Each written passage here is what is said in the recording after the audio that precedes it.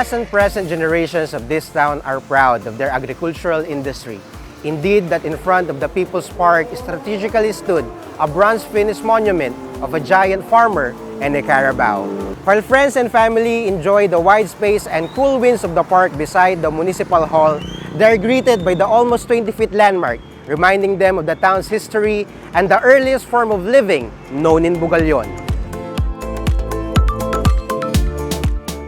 That monument was built in 2006 by the party list of Anak Pawis, which is representing workers' minority groups, peasants, folk fishermen, and the like. So that is a Carabao because principally the municipality of Bugallon is an agricultural town.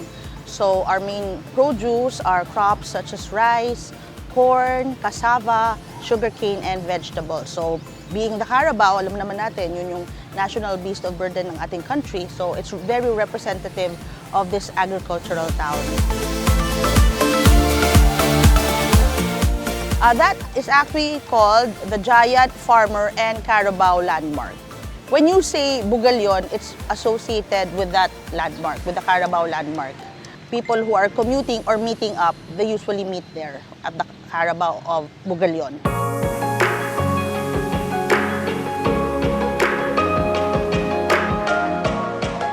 So, whereas before this area was called the Freedom Park, now it is called the People's Park.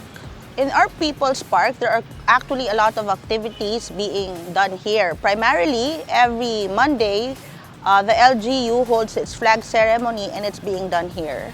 And as well, a lot of children, because the playground is right there, a lot of children are coming over from their neighboring schools and playing during their break time. At the same time, on weekends, there are families that spend time here.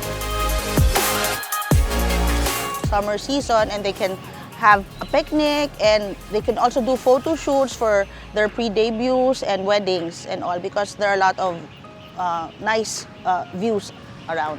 In terms of the tourism for Bugallon, this park is able to attract a lot of tourists, especially locally.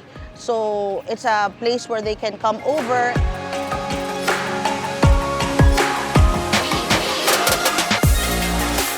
This landmark has beautifully captured the essence and beauty of this humble municipality. And as it rose in the heart of the town where people with different walks of lives share spaces with delight, Bugallonians are gifted with a place where they can unwind, socialize, and celebrate their strength, tenacity, and perseverance.